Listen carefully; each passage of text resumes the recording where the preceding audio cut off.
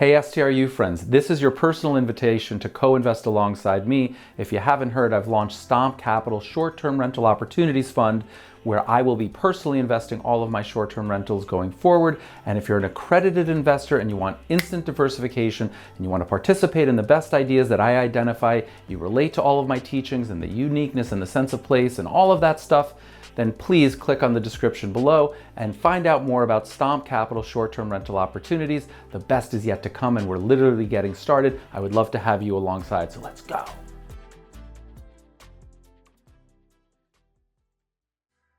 YouTube, what's happening? It's Richard, founder of STRU, a professional real estate developer.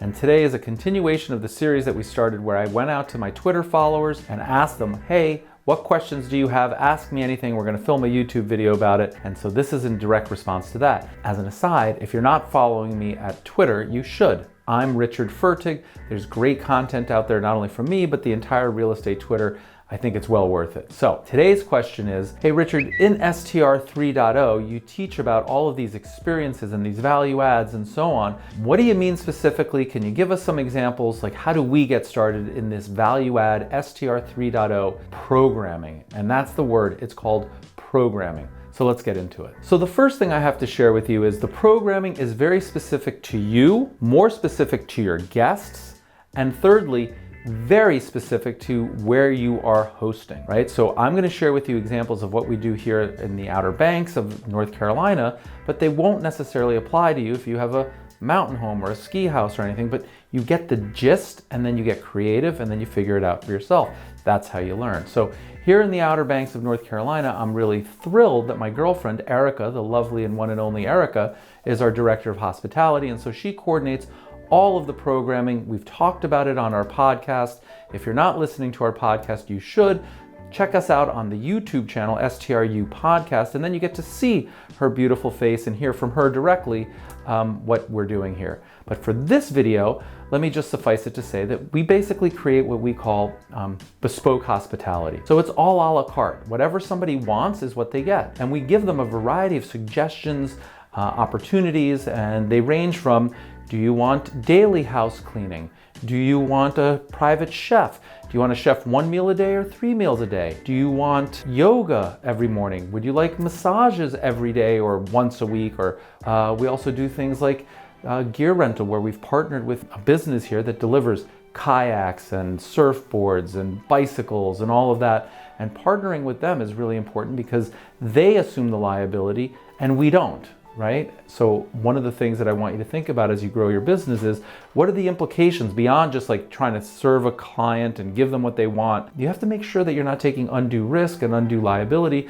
And so partnering with third parties that's their entire business, they've got all the waivers, they've got all the forms, that's a really great way for you to get some commission or some additional income without the liability. So these are some of the things that we do here. Erica's done a tremendous job of sourcing additional concepts like live music and fire dancers, and we're going to have an oyster shucking experience next year. And just, we're constantly adding based on the information and the feedback that we get from our guests and also what we learn on the island here. As we spend more time here, we have more relationships, more network, deeper connections, a deeper understanding of the place, and so consequently we can bring that to our guests. So from your perspective, wherever you are in the world, what brings guests there? What would they like to do? What relationships do you have or can you form to enable those activities, actions, exposure, tastes, wine, food, pairings, so that you can add value to your guest and make it so that you stand apart from, here's 4 walls,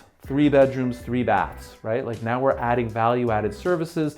It's one-stop shopping. The beautiful thing from our perspective is that we have these relationships with world-class vendors that we've vetted, we've tested ourselves, we make sure that they're on brand and suitable for our guests and they're professional and hospitable and so on and so forth. And that's been kind of challenging because we operate at a very high level and a lot of these vendors don't necessarily understand what that means. And so by way of example, we don't allow any of our guests to be asked for money while they're on premise. So if they book a massage or they book a yoga, we just take that risk on our balance sheet. We've got the financial wherewithal. I'm not suggesting that you do it. This is just the way that we run it, the culture. And so if a freelancer or a contract vendor is operating from a different perspective and is asking our guests in residence to please go back to your room because they're wearing a bathing suit and get a credit card and I want to settle this up. We ask them not to do that. And if they keep doing it, then that relationship's not going to work. It's not consistent with our brand. It's not consistent with the culture. It's not consistent with our hospitality. But the only way you know that is by trying it. So